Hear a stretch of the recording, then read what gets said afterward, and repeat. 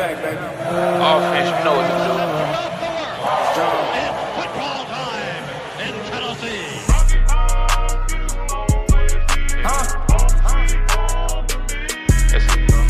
Get this Tennessee.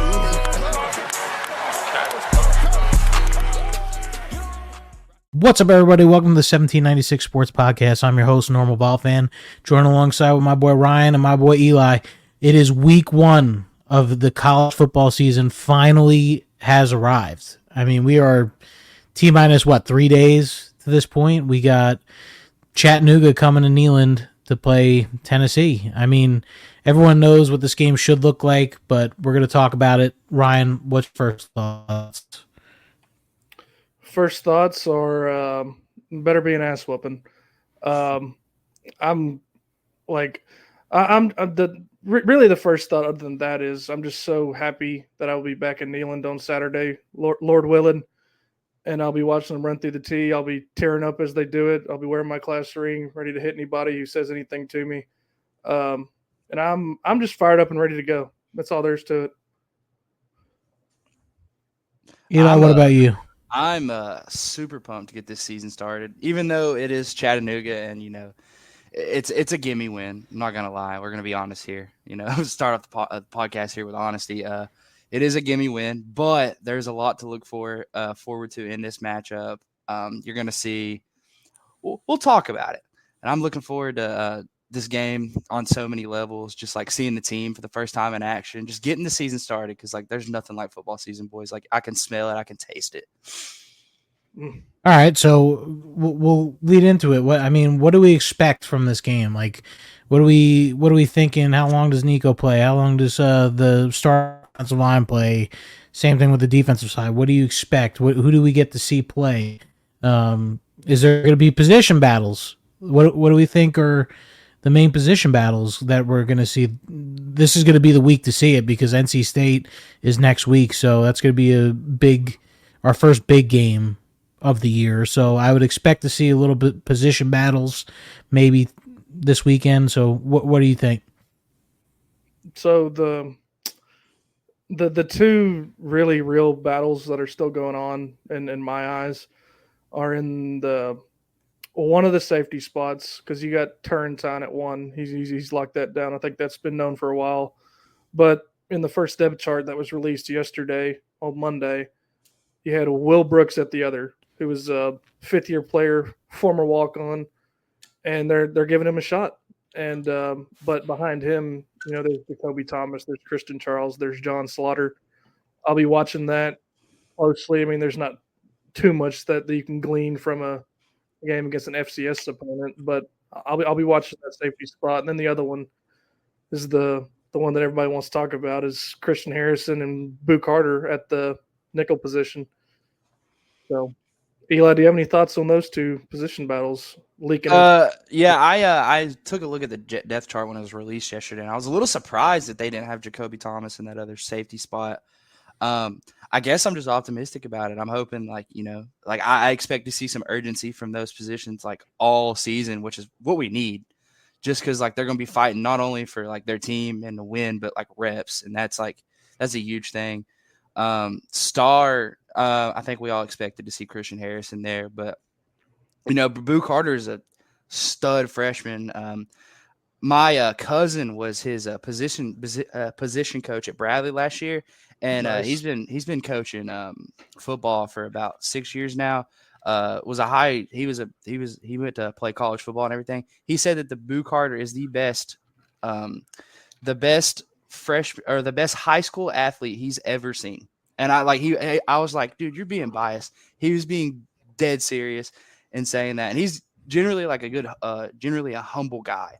So I'm excited to see that guy. I've been excited about him ever since he transferred to Bradley his senior year. So I expect to see him flying around the field. Another position group that intrigues me is left guard. You got Carrick and Lampley, and then also Sham Umarov over there. Those three guys they're all three going to see reps on Saturday. And, it's nothing that excites anybody because it's the offensive line. And, nobody ever notices the offensive line unless they do something bad. But that's another thing to watch. Carrick, Lampley, and Umarov are all three going to be battling out there for that last left guard position. And and that offensive line is going to come. I mean, there's going to be a lot of running. Like, I expect us to go out and rush for at least 200 yards on Saturday. Just, do our thing. Just win the game. And then you might see Gaston Moore come in and start throwing it a little bit, slinging the rock. But running back also intrigues me too, because there's a lot of talent in that room. And Dylan Sampson is the go-to back this year for sure. But you'll see Selden, Bishop, Khalifa Keith, and Peyton Lewis, like all four of them just see reps all Saturday. And it's going to be interesting. Yeah, for sure. I was actually kind of shocked how the running back coach Sims was telling how Selden's going to be full go. They're going to let him loose, and that's good news. That's good news for Vol fans, because that was a worry, during fall camp was the running back room. But between all those guys, again, a lot of talented guys. I'm not really worried about it.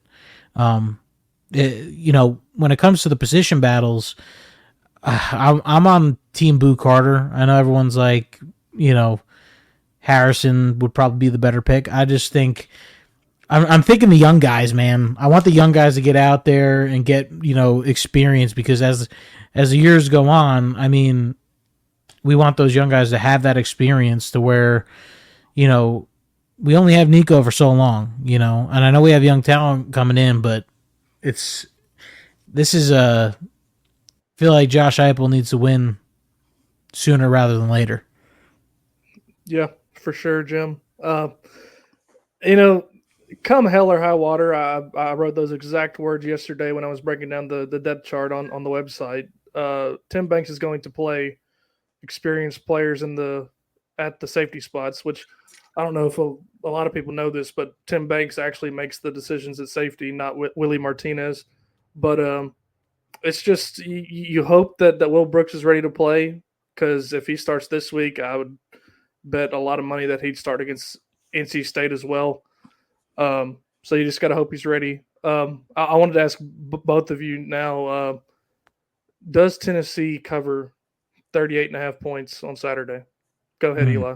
Absolutely. Abso-freaking-lutely. I mean, Chattanooga is an experienced FCS team. I think they're in the top 10, if I'm not mistaken.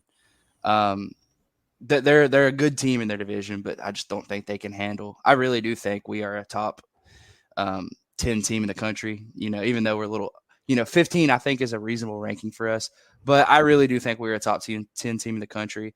I don't think that Chattanooga's keeping up with us. I think we're just going to run all over them, throw all over them, have our will with them, and it's going to be fun to see. Our defense is going to be on lockdown. They're going to cover pretty easily. What do you think, Jim? I'm on the same side. I think we do cover. I think the sports books are just still thinking Joe Milton's our quarterback. Yeah. I just don't understand it. I think these wide receivers we got are going to torture the secondary of the mocks. And no offense, Chattanooga. It's just the talent level is different when you come to the SEC. And I just think Nico's going to find his way. I think they're going to, like Eli said, they're going to run the ball all over him. They're going to spread him out. Chris Brazzell, Brew McCoy. I just think Tennessee's going to show off what they got. I don't think they're going to show everything, but again, I think Nico at the helm is going to be a different Tennessee. Throwing down the middle of the field is going to be a lot better, because that's all you could do with Joe Milton was throw it down the sideline. And I think with Nico, it's going to be a big difference. So if I am a betting man, and I am going to take Tennessee to cover. So yeah. Well, I mean, I agree with both of you. I mean, there's no reason Tennessee shouldn't go out there and cover even the initial spread of 41.5. It's been betted down for some reason. Like you said, Jim, I think a lot of people just remember last year and Joe Milton. And I think that's the fallacy for the rest of the country, is that Tennessee's offense is broken. But, my take that I've, been harping on since the season ended is that the only reason the offense was that bad last year is because he didn't have a quarterback that can run his offense to his standard, and now we do. Um, I wanted to ask y'all another question. Would you rather see 300 yards passing or 300 yards rushing? And I'm Passing. aware. See, I go ahead and elaborate on that, Jim. Sorry for cutting you off. I just had to say You're it. good. I You're mean, good. I want to see Tennessee throw the ball. Like we all know that Tennessee's offense can run the ball. We know that. We want to see Nico throw the ball a little bit. Doesn't have to necessarily be 300 yards, but like with your question, yeah, absolutely. I'd love to see Nico throw for 300 plus. I mean, who wouldn't? I want to see, Chris Brazzell go for a lot, Brew McCoy go for a lot, Squirrel White and Dante Thornton, get Mike Matthews in there and Braylon Staley. I would love to see it. And Ethan Davis. I mean, you keep naming them. The talent is insane this year when it comes to the receiving core. I just really think that's what I'd love to see. I would love to be able to say, "Oh, my quarterback could throw it down the field. He could throw it in the middle of the field. Holy crap!" And that again, it's just we haven't seen since Hendon, so it'll be nice to see. Are you on the same page, Eli? In this game, I'd love to see 300 yards passing. I think like a regular season game, 300 yards rushing, of course, because like if you're pounding it on the ground and you're having your will on the ground, you're more than likely winning the football game. But in this game, yeah, I'm with Jim on this. Like, I just want to see Nico let loose. I don't think they're gonna let that happen. But that would be awesome to see. Yeah. See, the reason that I'm also saying passing is that I think Vanderbilt could run for 300 yards against Chattanooga. Like Arkansas could run for 300 yards against Chattanooga just because of the talent difference. But not every team could throw for 300 yards against anybody really. But if Nico just comes out and proves that the passing game has been discovered again in Josh Heupel's offense, I think that would instill a lot of confidence in that receiver room, in Nico's mind, in Josh Heupel's mind, because we're going to need to pass against NC State. You can't just go out and pound the rock and expect to win games anymore in 2024. So I'm definitely agreeing with y'all there. Now, how long do you think they keep him in, though? Like, I mean, we talked about this in other podcasts, but like, when is the time cut short when Tennessee is winning 28-0 or 35-7 at halftime? I mean, when's the cutoff? I think no matter what the score is, it's going to be halftime. Yeah, I'd say halftime. I hope to see him out of there by at least like in all like in the betterment for the like in goodness for the team. I hope to see him out by halfway through the second quarter, because I like that backup quarterback spot is a position battle, because like we really don't know. Like I want to see like Gasson Moore and Merklinger battle it out for like just in case the worst comes to worst, Nico gets hurt, we're gonna need a backup quarterback, and that is a position battle. So and I think Heupel and staff know that, so that they're gonna get them in as quick as possible. Get the game and completely in hand, and then they'll throw them in there. Yeah, I mean that's obviously what you want to see in a game like this, a glorified scrimmage. As long as your mind is right. I know Tennessee fans are scarred from 5 years ago against Georgia State. It will be 5 years to the day on Saturday against Chattanooga, but like this should be the game where all the incoming freshmen get reps, all the people, all the walk-ons even get reps, all the people who are normally waving towels standing on top of the benches get reps. Like if Tennessee's season is going to go the way we want it to go, this has to be a blowout. Like if I remember in 2016, the first game against App State that went to damn overtime for some ungodly reason, that set the tone for the rest of the year. And even though they started 5-0, you could see the cracks long before the foundation finally crumbled. And I just don't think that's going to happen this year. The Do y'all have any Go ahead. Go ahead. The perfect example of that, 2 years ago in 2022, I cannot remember who we opened against. Was it Bowling Green? No, it was Ball awesome. State. No, Ball Ball State, State. yeah. It was Ball State. Okay, Ball State. We started the game off with a pick, and then the next play was a touchdown. Set the tone for the season. This is going to be an electric team, and they're going to score a lot, and they're going to score quickly, and they're going to play fast. And defense has to get the quarterback. Like this elite defensive line that we've been talking about, hyping up this whole offseason. This game, like, I'm not saying James Pierce himself, but like James Pierce should have sacks this game. Like he should have no problem getting to this quarterback. And I agree with Eli. I think you got to set the tone on both sides of the ball, especially the places you've been hyping up, like a Nico or the defensive line. I just think Eli said it perfectly. You gotta get the season, set the tone, get these guys pumped up for the next week, because next week's a big game. Huge game. Go out and prove the hype is real. Like, that should be the motto this week, Go out there and show that you're the team that everybody thinks you're going to be. You don't just want to win. You want to win in style, I feel like. Yeah, exactly. Perfectly said, Eli. Like, you got to go out there and just leave no doubt that, this is – we're not going to mess around like we did last year with Austin Peay, like we've done in years previous with other buffoon head coaches. Like just go out there and set the tone. So, I was also going to ask the running back room. Eli mentioned it earlier. Now, like Darrell Sims said, that the running backs coach Cam Selden is going to be full go.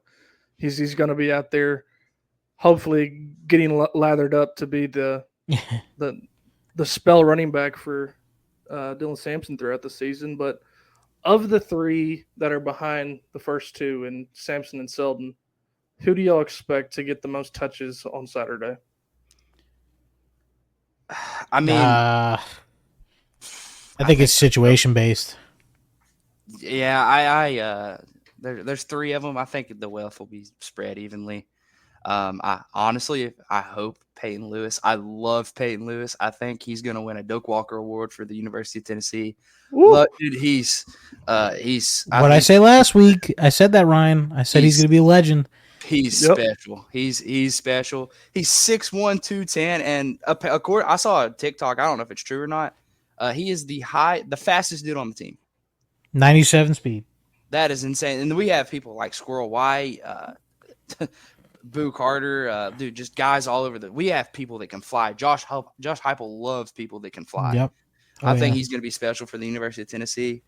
But I think Keith and Bishop, honestly, are going to see most of the reps.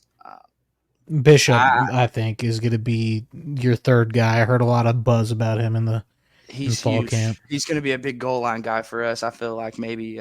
We do have Selden. What is Keith? Selden's a big boy too. I mean, they all are, except. Yeah, Khalifa Keith is just.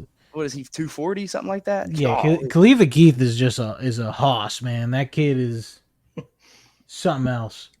Yeah. No. Yeah, I honestly like Keith. I feel like we'll see more reps than anyone this year, just because of like a goal line situation. But Selden also is like he'll get the ball on the goal line. But like if it's like 1 yard, fourth and close, they might throw Keith in at like fullback, because usually we'll go to tight end for those situations because they're usually bigger. Keith is about as big as a tight end. Khalifa Keith is listed at 6'1", 239, bro. Come on. Have you seen pictures of him, dude? He's a man. I don't know what else to say. The Knoxville Police Department uses him to break doors down of people who've skipped bond. Like, that's insane. Dude. I think here's the thing about this Tennessee team that a lot of people, people could call us biased, whatever you want to say, but this Tennessee team, man, has the upside to go win a national championship this year. Now, do they do it? I'm not saying they're going to win the national championship this year. I'm just saying they could. Yeah, the talent on this team is ridiculous. I mean, let's be real. Other than the defensive backs, what is the Tennessee's worst position group? I mean, you could say defensive backs. Well, I'm including safeties in the defensive backs too, but like, okay, you can say them, but I mean, they're not proven. I mean, we have a whole new room this year. I mean, like, you could say that, but like, let's take them out of the picture. Who else would you say? Don't I hate saying this, but honestly, either running back or offensive line. No, I agree. I'm on team running back. Yeah. The rest of our team is just stacked and deep everywhere else. Maybe tight end. I guess you could throw them in there, but I think I don't know, dude. Our tight end room is stacked too. I know. I think Stace and Davis are going to hold it down. I don't know. I think Kitzelman's going to get a lot of playing time. They're all three. They're all three guys dude. That's what's good about this tight end room, man. Is like, I don't think they'll get as tired as like what Warren would get when he was playing. It's just there's three dudes that could be playing. Yeah, and Kitzelman's going to be blocking his butt off for us. Well, I heard he's got some nice hands though. Like I heard he could catch the ball too, and I mean, Stay's done. He did it at Notre Dame last year. I mean, he's been in this, but all these guys have. Ethan Davis is the youngest guy, but I mean, Kitzelman at Alabama, and then you had Notre Dame for Holden Stays. So these guys got the experience. The point of me bringing this up is that the running back room is probably where you're going, but they're very talented too. So it's like with this offense and Josh Heupel and Nico and all these wide receivers, it's like, and you also got a very veteran offensive line other than left guard. Mm-hmm. So it's like Tennessee, man. I'm being unbiased too. Like, this is not because they're my favorite team. Like, I would watch out for people writing us off as, they're going 9-3, 8-4, typical Tennessee stuff. I'd be careful because I think Tennessee's got the best defensive line in the country. So at least top 5, if not the best, and hopefully they live up to the hype of all that talk, unlike Florida State's defensive line did. But that's beside the point. To answer your question, Jim, if I had to pick another position group that I think is weak, weaker than most, it's a relative term. But I mean, the depth in the linebacker room isn't where you want it to be because it's Peely, Carter, and then T-Lander, and then probably Spillman. I'd have to look at the depth chart to be sure, but they're young, but I think they're going to hold it down, and that's the same deal in the running back room. The only reason we're saying that is because they're all relatively inexperienced besides Dylan Sampson, but like you said, they're uber talented. So, I mean, Dylan Sampson, and he's experienced, but he's like relatively inexperienced for like a SEC running back. It's going to be, it's going to be. Well, Kenny Block. Yeah, that's a huge thing. I can see where you come from in the linebacker room. I love Keenan Pili. I think he is going to be the rock of our defense. He's Carter's a stud. Yeah, I think Aaron Carter is just physically gifted, and I think him not having to do as much with Pili there is going to help because Pili, like, I don't know, I've seen breakdowns of him. I've watched his film. Like, he knows where to be and when to be there. And I think, like, hey, him like having quick adjustments out on the field will help Carter as well. And he'll learn from that. I hope Aaron Carter's a sponge and he's just listening to Keenan Pili at all times. I have high hopes for that linebacker room. I think T-Lander is going to play a big part for when those guys get tired. He looks huge in pictures. Caleb Perry too, of course. But yeah, depth is an issue. Spillman is probably your 5th guy there, and he's a freshman, even though I think he's going to be a stud one day. Yeah, for sure. I mean, it's just, there's the only position that we excluded from this conversation that is truly not where you want it to be is probably safety. Because you really only have one guy back there who you fully believe in. You're starting to walk on at the other spot, former walk on. He did get a scholarship, but I mean, I don't like that. Yeah, exactly. I don't like that move at all. Let's all just call a spade a spade. I don't trust in Will Brooks because he's white and he's playing safety. I mean, it is what it is. But y'all History have, is not on his side. I mean, you got Harrison Smith, Eric Weddle, and who else can name a good white safety? Yeah, yeah. I mean, But you know, Well, I yeah. mean, I don't- let's just stop beating around the bush here. I mean, that's why. But again, I think I think you'll see Jacoby Thomas a little bit though. yeah. I mean, we all of course hope he does well, but you know, it is cause for concern when your best option right now, according to the coaches, is a former walk on. But it could work out fine. I Who mean, knows? They might. It's Will Brooks. It's his last time putting on the orange and white. I think they might just be throwing him out there because it's his last year and it's the opening game. Feel the crowd, feel the energy. I don't know. There could be more to it. I mean, it is the Chattanooga depth chart, so it's like this Yeah. isn't set in stone yet at all. Yeah, but you would want to get your starters like in a Together. cohesive unit. Yeah, like you wouldn't just do that to do that. I would think like if you're going to start like a Jacoby Thomas, like you'd put him out there, and then Will Brooks could play the second half. And I'm sure that's what we're going to see because, like I said, I think that's a position battle still. I don't think Will Brooks is locked in at safety. Like we don't know that, but I mean, Yeah. Again, I just disagree with it.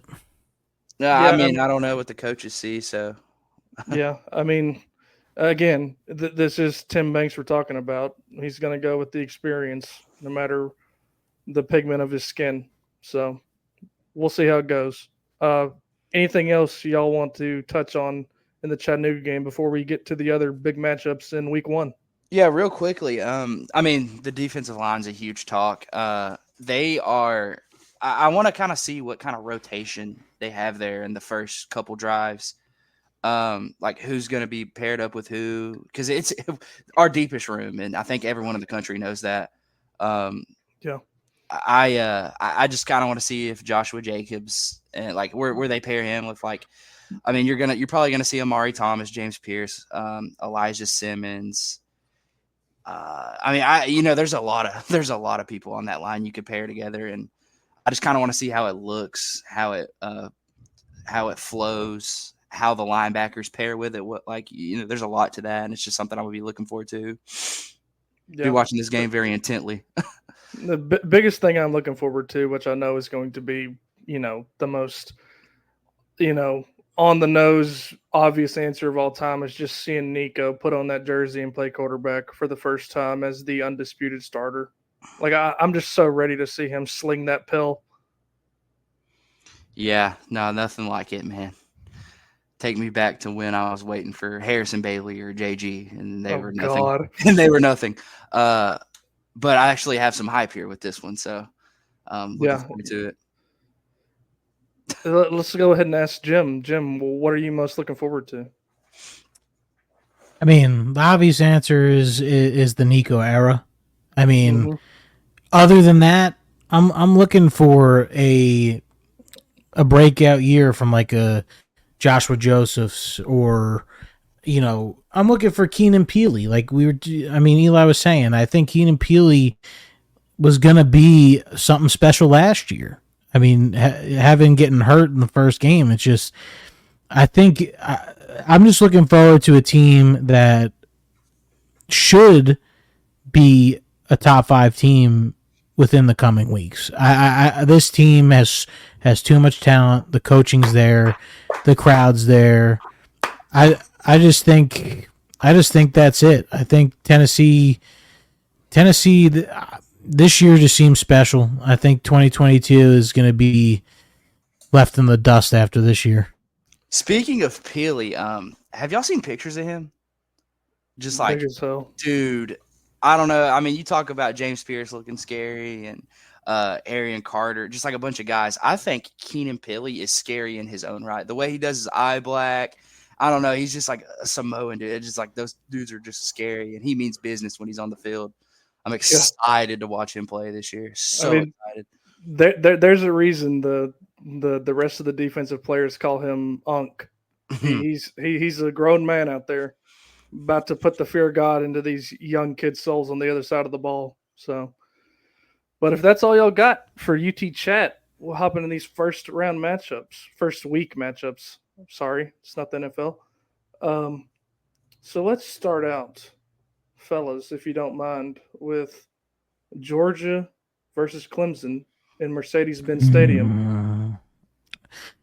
I just think we talked about it before the pod. I mean, Dabo's getting left in the dust, dude. This poor guy. I mean, he's having recruits leave his commitments to go to Duke. I mean, he's not bringing any transfer portal talent. He doesn't believe in it. I think Kirby Smart is the way better coach. Georgia's stacked. Carson Beck is back. Dominic Lovett's back. I just think Georgia. I mean, 13.5 point spread. I'm sorry. I'm taking Georgia all day long. Yeah, I'm taking Georgia too. I'm just trying to figure out if I want to take the over or the under on that at this point. I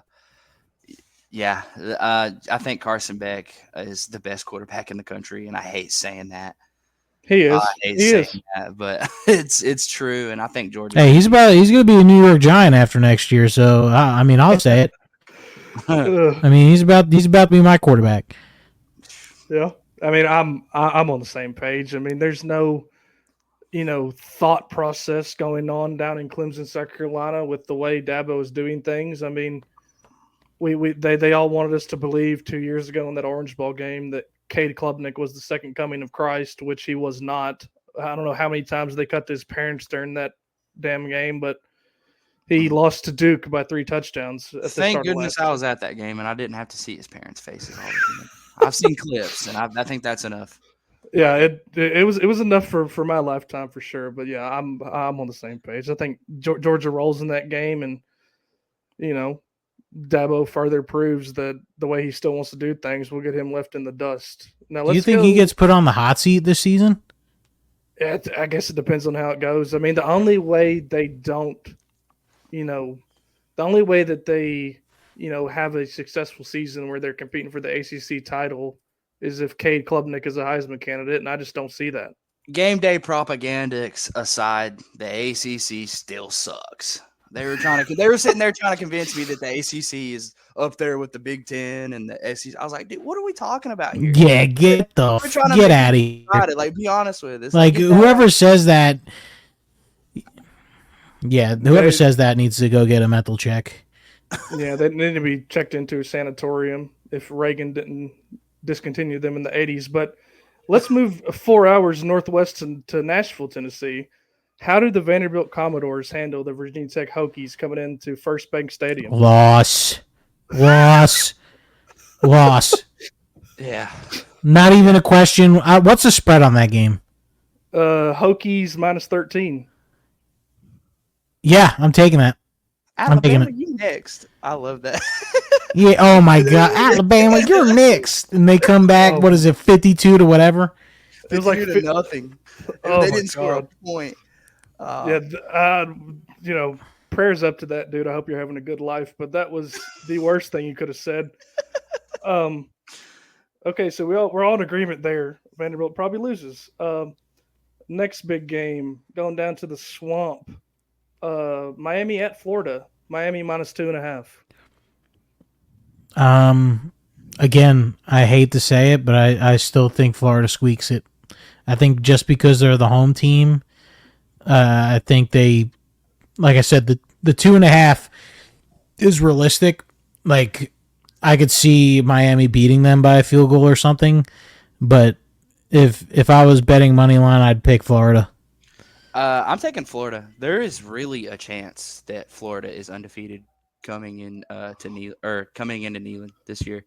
I don't think they're gonna win out from there at all because the latter half of their schedule is insane. But I really think Florida's gonna pull it out. Swamp, isn't it? We know how the Swamp is, especially at the beginning of the year because we usually play them in September. Mm-hmm. But yeah, give me Florida in this one. I think Mertz he's not. I don't think he's amazing but I think he is better than what people are giving credit for. I agree, but I don't agree with both of y'all. I'm taking the U all day. They're covering that, even if it was 12.5. I don't believe in Florida. Like I just don't believe it. I know, like you said, Eli, they're pretty good early in the season at Ben Hill Griffin Stadium, but I just don't see it. I mean, I think Billy Napier, the pressure on him is going to crack in that first game, and I think by the time they get to Knoxville in October, Tennessee will put the nail in his coffin. Yeah. Let's see. Moving down the docket here. Let's do Notre Dame at Texas A&M. We got A&M -3. Yeah, I think people are sleeping on Notre Dame a little bit, but I also think Connor Weigman or whatever his name is back. Elko being a first-year head coach at Texas A&M. I think this is going to be a really good game, man. I really do. I can't really. It's hard to decide who I want to take. I think Weigman coming off an injury, new head coach. I think Notre Dame wins this game, but I think it's a really, really close game. Yeah, like I was telling these guys before the podcast started, I never really know anything about Notre Dame going into the season. It's probably the team I know least about, even though they're always ranked pretty high. I think I'm going to go with the Aggies on this one. You know, it's the beginning of the season. Those away games are always tough. It doesn't matter who you're playing. Aggies are home? Yes, it's Yep. in. Yeah, I thought it was a neutral site game, is it not? I'm pretty sure it's in Kyle Field. I'm sure it's on. Yeah. Oh, yeah. Okay. So I switch. Yeah, I'm taking the Aggies. You know, that new coach, I feel like that fan base is going to be fired up for that. You know, I don't really know how this game's going to go, but I think I'm going to take the Aggies. I'm sticking with the Fighting Irish. I just don't think you turn around a program that quickly, even when you are at home. I think the line is a rat line. I think they're wanting you to take A&M. So I'm going to go with the Fighting Irish. I think the hype is somewhat warranted when you go out and get a quarterback like Riley Leonard and you put the weapons they've put around him. So I'm going to go with the Fighting Irish early in the season against the A&M. Not Aggies. mad about it. Not mad about it. Let's move to Sunday evening. Got the USC Trojans in Allegiant Stadium in Las Vegas against the LSU Tigers. LSU minus. This is going to be a good game. LSU -4.5. Go ahead. I think it's going to be a good game, another good game. But I don't think if you had to, I mean, both of these teams' defenses last year were absolutely horrendous. Like, whatever the over is, like the number is for the over, I might take it because of these two defenses from last year. I don't know how much improved. But if I had to pick a team, I'd probably take LSU in this one. I mean, USC has lost. I mean, they lost Caleb Williams. That's a huge loss to come from. Again, I think this is going to be a good game. I think it's a high-scoring game, but I think LSU sneaks it out at the end. I think LSU has a chance to be sneaky good this year. It just really hinges on how good Nussmeier is. I think I'm gonna go LSU in this one. I just don't trust that USC defense ever. I don't care. You could sit here and talk about how bad LSU's defense was last year. It was bad, of course, but those Pac-12 defenses are just differently horrible. And you know, even though they're in the Big Ten now, I think they're going to be differently horrible on defense as well. Yeah, I mean, you know, the one of the main concerns that I had with Josh Heupel coming in here, you know, I guess it's almost 4 years ago now, was that I didn't think he was being too serious on the defensive side of the ball, and the magnum opus of unseriousness on the defensive side of the ball is one Lincoln Riley. And I agree with y'all. I mean, there's, like you said, Eli, the caliber of a horrible defense in the SEC versus the caliber of a horrible defense in the Pac-12 is night and day. So I think LSU covers that 4.5. And by the way, Jim, the over/under is 64.5 for your betting plan this weekend. I would probably still take it. Yeah, I mean, I would bet a lot of money that both teams score in the 30s. I mean, that's seems like a pretty good bet to me. Well, even if they don't, I feel like USC scores at least 3 touchdowns. Yeah, I mean, that's not a bad bet. Not a bad bet at all. And you know, those are really the decent games of week one. The last one, and the only reason it's special is because it's the standalone game on Monday night. Can the Florida State Seminoles rebound from their somewhat embarrassing loss over in Ireland against Boston College? I don't know, dude. I don't know. DJ Ugalulu is a little cuckoo. That dude is terrible. He's not good. He is not good. I'm optimistic for them. I think that Georgia Tech. They did bully them in the trenches, and it wasn't a good look. But I think Georgia Tech really does have a chance to go in the ACC. I'm optimistic for Florida State. I think they're going to bounce back and cover in this one. What is the spread? I think it's 15.5. 15.5, and yeah, it is in Tallahassee. Yeah. Oh yeah. I think they cover. I think they'll cover. Yeah, it'll be a bounce back. Opponent. Yeah, I think it's a good bounce back opponent for them. Still sneaky. Like I think they still might have a chance. Like the way the playoffs set out. Call me crazy. Florida State. I don't know what their schedule's looking like. They still might have a chance to sneak in the playoff if all goes well for them. I don't know. When they were undefeated last year and they didn't get in, so I don't know. They probably won't. Clemson goes out and puts up like a decent fight against Georgia. I don't think they're going to win. And then they got them in October, and then they run into Miami and Notre Dame later down the line. Say Notre Dame pulls. They would have to win all those though. Yeah. I mean, who knows? Like they win all 3 of those, and they're sitting there on the outside looking in like they were last year. I think it'd be funny if they lost the opening game and then almost make it to the playoff again. But this year it's 12 teams, so it'd be more funny. They'd basically have to win out, right? Basically. I'd say they have to. You can't lose 2. Yeah, in the ACC you can't lose 2. Or maybe drop a close game to like Notre Dame late in the year, because I think I don't know I'm not really sure how the divisions are set up in the ACC. I'm not sure. Like I know how it's set up. I just don't know who's in each. I don't think there is any divisions anymore since they added SMU and Cal and Stanford. Yeah, I don't know how it's looking over there.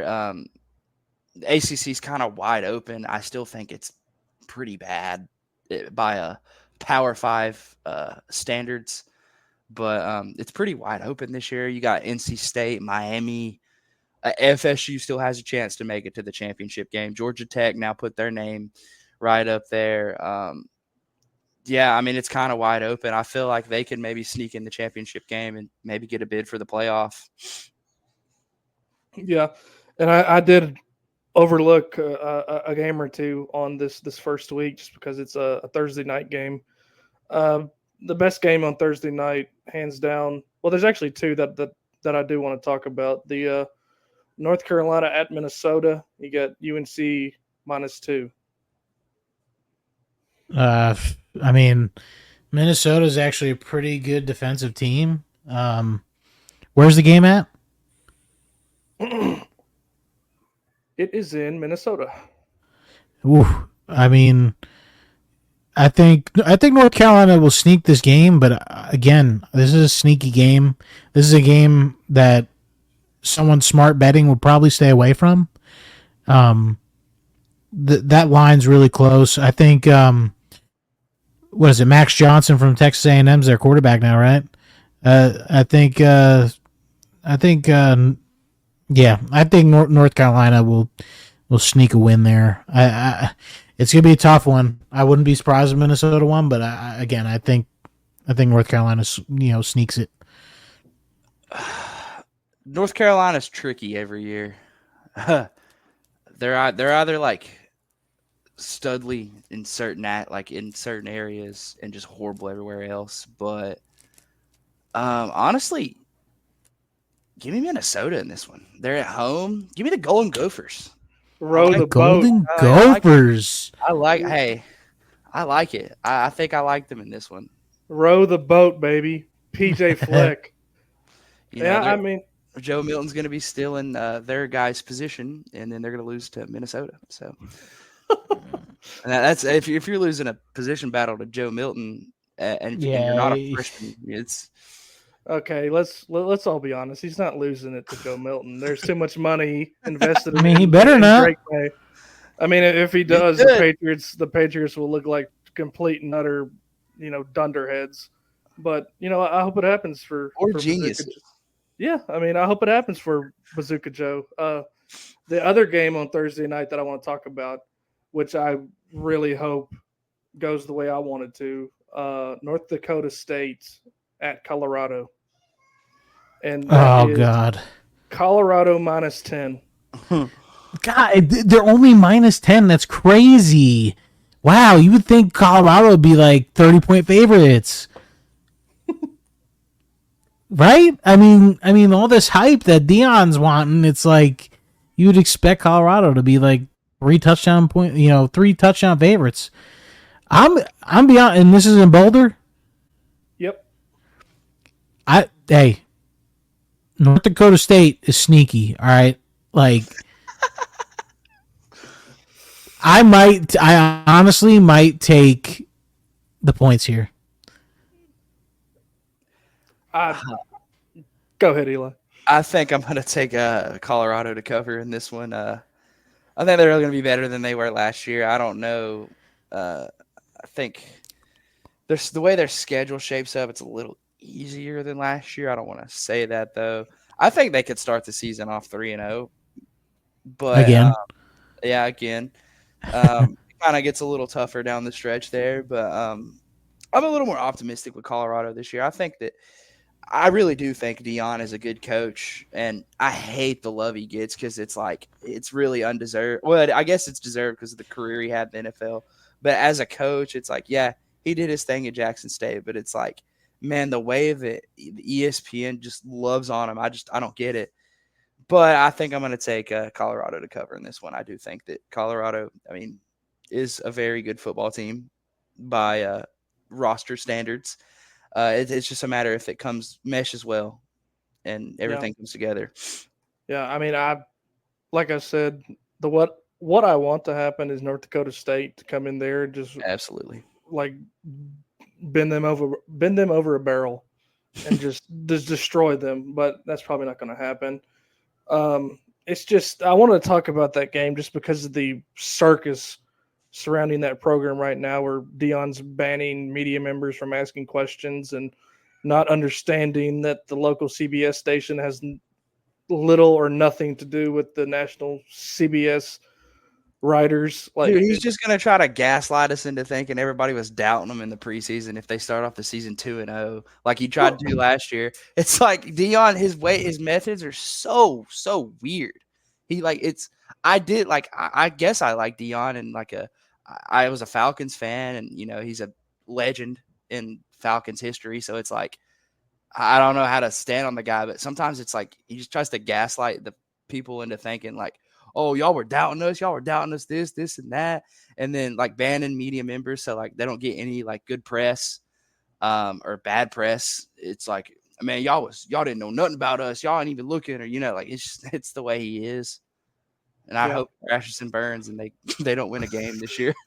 I mean, the most talked about 4-8 season of all time last year, and now he wants to ban people from asking questions about a team that's coming off a 4-8 season. That if they say something in any way that is negative, he just disregards them, which is just so egotistical and off the rails crazy. And like you said, Eli, it's just because of who he is. He's a Hall of Fame corner, a diva position, and I'm not holding out any hope that I'll ever get to ask Deion Sanders a question, so I'm not afraid to say I think he's a shitty coach. Bottom line, like he was good at Jackson State, but you don't have this type of circus. And then Hey, go you were on getting to, the number one recruit in the nation to come to you at Jackson State. You should be not losing. yeah, I mean, the only reason he's getting those players, like I know we've all forgotten his name by now, but Jordan Seaton, who Tennessee was down to the wire with Colorado, is because of who he is as a player. It's not because of who he is as a coach. And I think that will catch up to him one day. It might not be this year, but it'll be soon. So that's all I got to say on Deion Sanders. Prime time. Now, before because I think we're getting close to the end here, but I mean, Eli wasn't in the last pod. Eli, we need to hear your predictions for the season. Like what me and Ryan were kind of on the fence. We were kind of close, but he had a couple games to where we were losing. And I said we would win. What are your, and we don't have to go in depth, but like, what do you think the season looks out each game? Like, let's hear. I mean, we know Chattanooga's a win in your book, but past that. Yeah, of course. But I go back. I don't like to like make an outlook prediction. I'm a big like this game's winnable. This game's like it's a for sure win. This game's a loss. Guns to your head. What is it? Yeah, guns to my head. I think 10-2. I really want to say 11-1. I really think that's our ceiling. Everyone's like, think about our peak ceiling, and I'm really tempted to say 12-0 in the regular. Yeah, they could go 12-0. I mean, it's that like if you're talking real ceiling and everything pans out like we want it to. For sure, 12-0. 12-0. I think we it's set up well. Okay. Eli, you're kind of avoiding the question here. Let's tell me what you think is going to happen. I think we're gonna go 10-2. Losses, Georgia, of course. Okay. And I hate to say it, but I think Oklahoma. That's oh what I my said. god! That's what I said. I don't want to You say it. two are sissies, dude. I'm making the trip to Norman, and I hope I'm wrong, but that's why I Oh really want to my say God. 11-1. That's why I want to say 11-1 because I don't know, but I just think like that BVS, that battered ball syndrome, just gets. See, I'm on the team where I think we have a better chance to beat Oklahoma than we do or Florida. I feel like those are two games that you would see us slip up the most compared to like the Oklahoma game. Every year, I don't think it's necessarily Florida having the best of us. I think it's us running into an SEC opponent on the road week 3 when we're not prepared enough. So that's what's going to happen. Well, we got them at home this year, so that's a good thing. But we got all our realistically, the only games on the road that are tough this year is Georgia and Oklahoma. Mm-hmm. I mean, say Arkansas because I assume Arkansas fans will show up to that game, but still. Again, I think there's 2 games on the road that you should be most worried about. Yeah. Yeah. So me and Eli are on the same page, which is good. I mean, I disagree with both of you. I mean, don't get me wrong, I take it. Yeah, I mean, 10-2 losing to Oklahoma on the road and Georgia on the road almost unequivocally gets you into the playoff. So you should be guaranteed in the playoffs. Yeah, exactly. I mean, absolutely, especially if you take out Alabama and Kentucky, the way they're building them up, they'll probably be ranked in the top 15 by week 3. Oh yeah, Kentucky's going to be every year they try to be like, for some reason they always love Kentucky. And I'm not going to lie, I have had my worries about Kentucky this year, but then again, it's like it's in Neyland and whatever. But yeah, now Kentucky, Alabama, Florida's another, whatever Arkansas is looking like going into that game. NC State could go win the ACC. We could trounce them. That could be a nice little feather in the cap going into the postseason. Mm-hmm. It's a benefit to play in the SEC. And I think the voters know that. And we saw that last year when they put Alabama in the playoff over FSU. Yeah, for sure. Y'all, either one of y'all got anything else you want to get off your chest before we call this episode concluded? I got nothing else. Nico's going to win the Heisman. So there's that. You say that at the end of every podcast. That's like your sign off. I mean, hell, I mean, it's possible. That's if he throws for 300 yards week 1, yeah, you better watch out. Yeah, just shovel the coal into the hype train. Hot mean, take: right. we're gonna have 2,000 yards. I think we have a chance. Two 1,000-yard plus wide receivers, and I'm gonna make a call. I think it's gonna be Squirrel and Thornton. Oh, Thornton. Wrong. I think he's a sleeper this year. Wrong. You think it's gonna be Brazel? Wrong. For sure. Like I think Brazel. I don't think we have 2,000-yard guys, but I think Brazel gets 1,000, and I think Roll will be close. But it's not out of the realm of possibility. But I mean, it all depends on the offense they run. I mean, are they going to let it rain like they did with Hendon, or are they going to do the thing they did with Joe Milton? So get Nico out the pocket. He's more. I think he's the way he moves is like Hendon. Like you have to scheme around him escaping the pocket and running off. Like I guess you could say you would about Joe, but he's like, I don't know. He was kind of stiff when he ran. Yeah, but you have to know when to run and when to throw. That was the thing with Joe and you could see it in his preseason games. He wants to throw it. He just doesn't. He has like that hesitation to throw or run. And it's like, hey, if you have a 10-yard run, go. Hendon had that urgency to tuck his head and run. And because it was either an incomplete pass or a 5 to 7, 8, maybe 10-yard run. Mm-hmm. I mean that's going to be the biggest difference.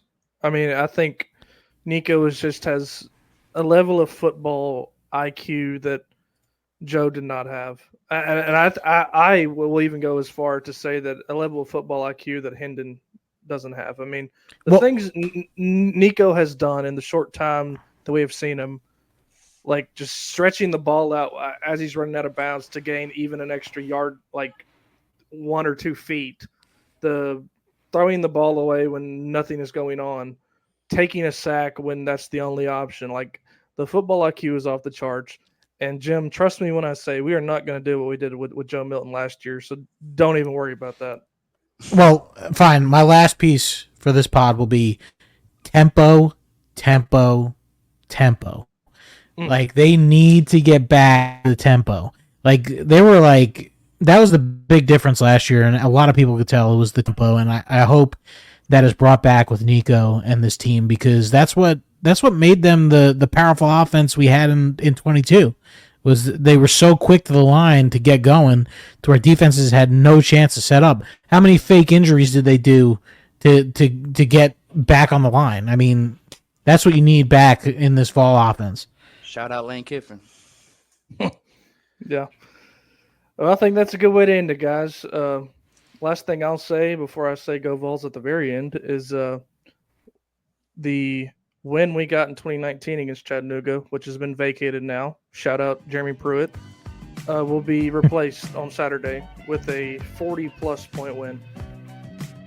It better be, because you need that money. Mm-hmm. Amen. All right, guys. I guess the last thing to say is go Vols. Go Vols. Go Vols, baby. 12-0. Nico Heisman.